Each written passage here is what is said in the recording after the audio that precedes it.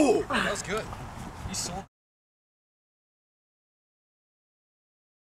So we're going to be going over some of the basic anatomy of the TMJ joint itself with some of the basic bones, and I'm going to use my pal Steve here to help me out.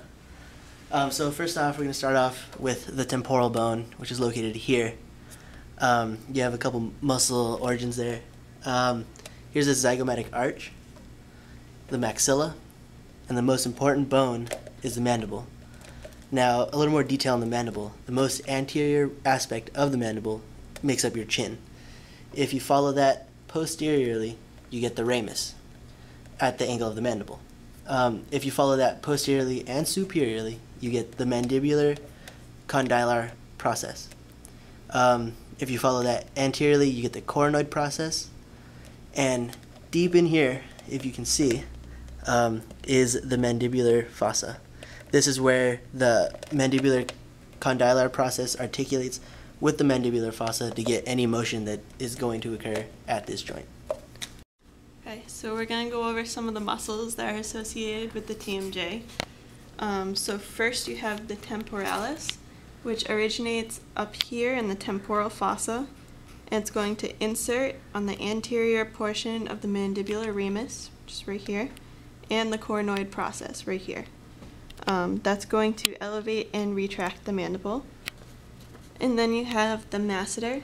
It originates on the zygomatic arch and inserts on the lateral side of the mandibular ramus right here.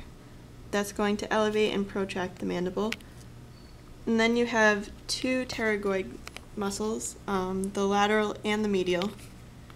The lateral pterygoid originates on the lateral side of the pterygoid plate, which is on the sphenoid bone in here, and that's going to come down and insert on the condylar process of the mandible right here. That's going to protract and depress the mandible. And then you have your medial pterygoid that originates on the medial side of the pterygoid gland, also on the sphenoid bone.